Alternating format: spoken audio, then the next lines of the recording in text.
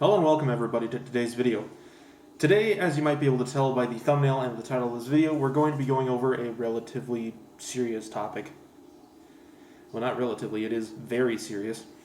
And that is the topic of discussion for today's video being black or realistic blasters that are in the space, as well as unfortunately some recent events that have occurred in which a real-life firearm was seized and was painted to look like a nerf blaster before being seized.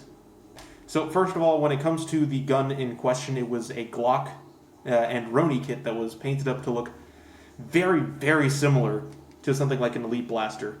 It was very deliberately colored to look like a toy, in that a lot of it was orange, this specific shade of orange too, and the blue on it was very reminiscent of the Elite blasters that you will typically see in stores prior to Elite XD line.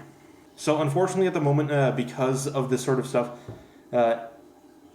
I recommend that people just not go outside at all until this stuff blows over. Hopefully nobody in the gun community really decides to paint up their firearms to look like toys.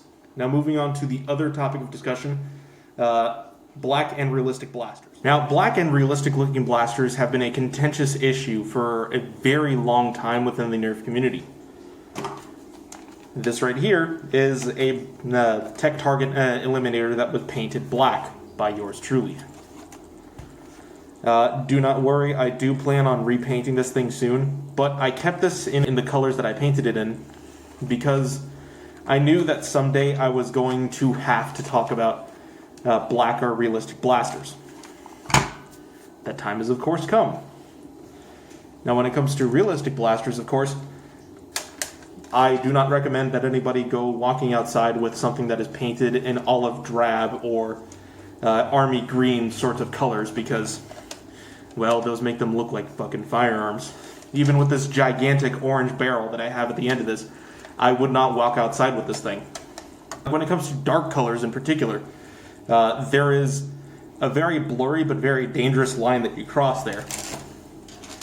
Like with Angel's Lullaby and Silent Night here, both of them, their primary color is purple, which is a pretty dark color. And even though that Angel's Lullaby here has a gigantic orange barrel coming out the front, that still doesn't hide the fact that this is primarily purple, which is a dark color. And for, the Silent Night here, even though that there is significantly less purple that is visible than on Angel's Lullaby, I still would not walk outside with this thing because, for the most part, it still looks like a firearm. So, walking outside with a black blaster, big no-no. Walking outside with a dark-colored blaster, big no-no. Walking outside with a blaster that has some sort of a kit on it that is still black, like you haven't painted it to look more toy-like, that's a big no-no. However, when it comes to realistic blasters, they have a time and a place.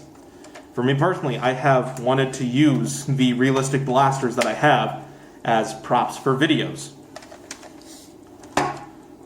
Haven't gotten around to it yet, but that right there is a good time and place for that, especially in a private setting, like in the boundaries of my own home.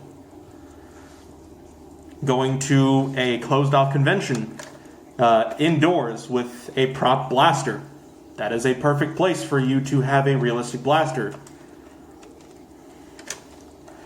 Going out to a public park with a prop blaster that looks very realistic, that is a big no-no. You will have the cops called on you and you might potentially get shot. I'd rather there be less deaths in this world. Just be careful with what you're doing and how you are being perceived by other people. You may never know if you will get the cops called on you because you have a blaster in your possession that is black and looks substantially like a firearm. You never know if somebody might call the cops on you because they saw that picture of police evidence with a gun that looks like a toy, and you walk outside with a toy and somebody assumes that it's a gun because of that article and calls the police on you. You never know. You never know. I just caution everybody that is watching this video to stay safe out there. Be mindful of your surroundings.